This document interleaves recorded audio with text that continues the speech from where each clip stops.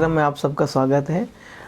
आज टाइम थोड़ा बदल लिया था क्योंकि आज हमारे साथ डॉक्टर हिमांशु माथुर सर थे और शाम को ओपीडी का समय होता है, इसलिए टाइम 7 बजे की जगह हमने उसे 8 बजे कर लिया था ताकि पेशेंट्स जो मरीज़ आते हैं उनको भी असुविधा ना हो और आपको पूरा टाइम मिल सके। दूसरा, डॉक्टर साहब के बारे में बता दूं कि डॉक्टर हिमांशु माथुर सर देश में एक ऐसी शख्सियत हैं, आप सबके लिए मॉडल के रूप में भी हैं, क्योंकि राजस्थान के जोधपुर से सर आते हैं, जहां से राजस्थान के मुख्यमंत्री हैं श्री अशोक गहलोत जी। तो बड़ी हस्तियां जोधपुर ने इस देश को दी हैं, जिनमें से एक हस्ती हमारे साथ हैं, डॉक्टर हिमांशु माथुर सर हैं। सर स्वागत है आपका। और इसमें एक बड़ी बात यह भी है बेटा कि सर को बहुत लंबा अनुभव मेडिकल सेक्टर में होने के साथ टीचिंग का भी है, क्योंकि एमबीबीएस की जो बच्चे पढ़ाई करते हैं उनको सर पढ़ाते हैं। और दूसरी बड़ी बात यह है कि वो भारत ही नहीं, दूसरे देशों में, मतलब जैसे एक उदाहरण के तौर पे कजाकिस्तान सर जाते हैं पढ़ाने के लिए, वहाँ बच्चे पढ़ते हैं। मैं आपके प्रश्न लूँगा, वहाँ बच्चे पढ़ते हैं। तो सर को बहुत लंबा मेडिकल के साथ साथ पढ़ाने का भी अनुभव है। तो आप दोनों तरीके के सवाल अपने पूछ सकते हैं सर से, कि एक तो आपके सवाल पढ़ाई को लेकर के हो सकते हैं, या आपके सवाल रोग या किसी मनोरोग हो सकता है, शारीरिक रोग, इस तरीके के सवाल भी हो सकते हैं। दूसरा, मैं ये सूचना दे रहा हूँ कि आप आज का जो प्रोग्राम है ऑफिसर्स टॉक, अकेले मत देखिए। अगर आप अकेले देख रहे हैं तो अपने परिवार के साथ आप अन्याय कर रहे हैं, क्योंकि आज आपको ये प्रोग्राम अपने परिवार के साथ, छोटे भाई बहन माँ बाप जो हैं उन सबके साथ बैठ के देखना है, ताकि वो अपने सवाल रख सकें। क्योंकि ये एक एपिसोड बहुत मानसिक रोग के लिए भी है, और कई बार बहुत सारे अच्छे अच्छे प्रश्न आने वाले हैं। हो सकता है आप के बजाय माँ या पिताजी पूछना चाहें तो उस पर भी सर के साथ डिस्कस कर सकते हैं। तो अपने परिवार के सब सदस्यों को बुला लो, फिर मैं स्टार्ट करता हूँ और सर के साथ हम फिर ऑफिस टॉक में आपका संवाद करवाएंगे। तो सबको, घर में जो लोग हैं, अपना काम छोड़ करके बैठें और संवाद करें। तो स्वागत है सर आपका। आप बच्चों से जुड़ेंगे, अपने बारे में थोड़ा इंट्रोड्यूस, क्योंकि आप देंगे ज़्यादा बेटर है। और ये है, सभी लोगों का स्वागत है आज के प्रोग्राम में। और ऑफिसर्स टॉक में एक इंडिया पहल का जो प्रोग्राम चलता है, वास्तव में बड़ा ही सराहनीय प्रोग्राम है। और आप लोगों को बता दूं बच्चों कि आप लोग तो इसको देखते ही, मैं भी देखता हूं।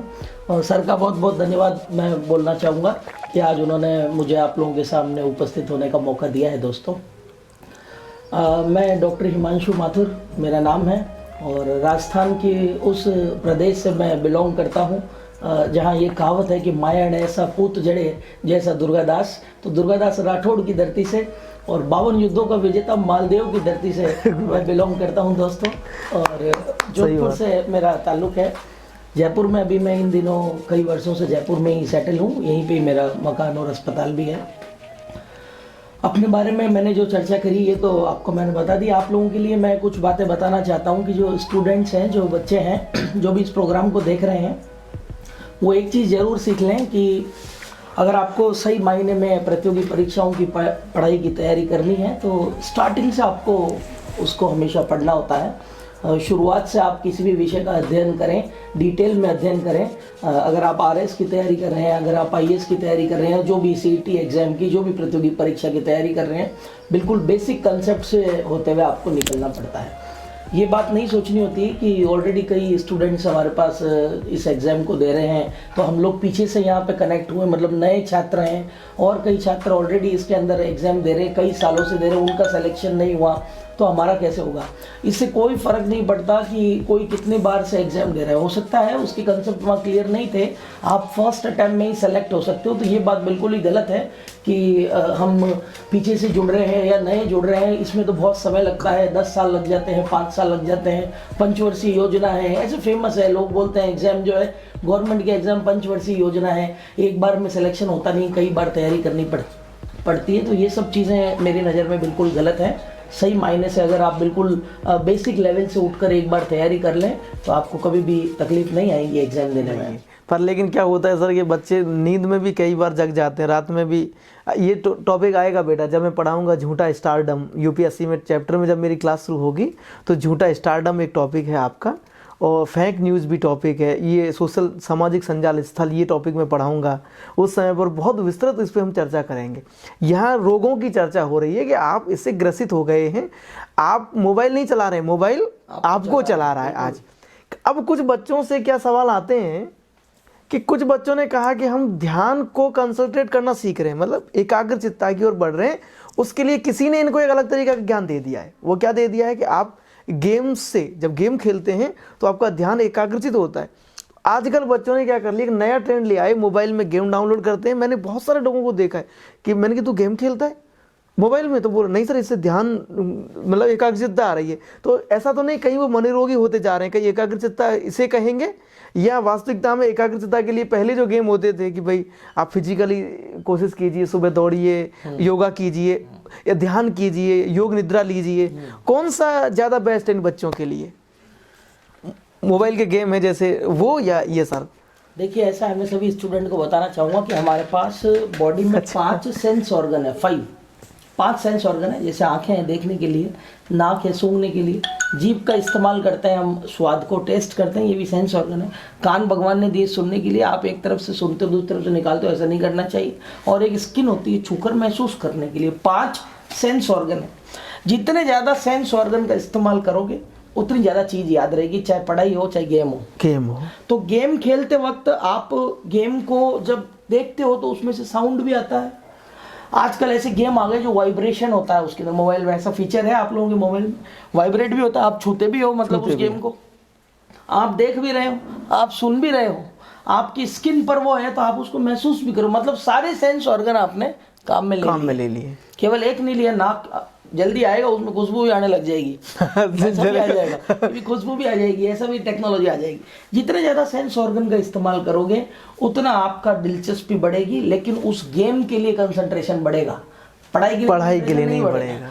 पढ़ाई के लिए कंसंट्रेशन बढ़ाना है तो मैंने आपको बोला कि जब आप मालदेव पढ़ते हो तो मालदेव आपको दिखना चाहिए। वो घोड़े पे सवार होता होता चलना चाहिए। मतीरे की राड होगी तो मतीरे की राड दिखनी चाहिए, मतीरा दिखना चाहिए, तो आपको राड समझ में आएगी कि अमर सिंह लड़ रहा है, इसमें कौन लड़ रहा है, आपको अमर सिंह दिखना चाहिए। तो मेरे कहने का मतलब है कि जितने ज़्यादा सेंस ऑर्गन का इस्तेमाल आप करेंगे पढ़ते वक्त तो आपकी पढ़ाई में आपकी इंटरेस्ट बनेगा, आपको मज़ा आएगा पढ़ने में। अगर आप केवल किताब खोल के बैठ के और 4 घंटे बैठ के और 4 लाइनें पढ़ ली, लेकिन दिमाग में कंसंट्रेट करके उसकी पिक्चर नहीं बनाई आपने दिमाग में, तो आपको समझ में बिल्कुल नहीं आएगा। जैसे एग्जांपल के लिए मैं अगर आपको अभी सचिन तेंदुलकर की फोटो दिखाऊं तो आप देखते ही बता दोगे भाई ये सचिन तेंदुलकर है। मैं आपको अभी कोई एलिजाबेथ की फोटो दिखाऊं, आप देखते ही बता दोगे ये एलिजाबेथ है। अभी एलिजाबेथ जी का देहांत भी हुआ है, फोटो भी आई थी करंट में, आपने देखी होगी। नहीं तो मेरे को नहीं लगता कि एलिजाबेथ की बता पाएंगे।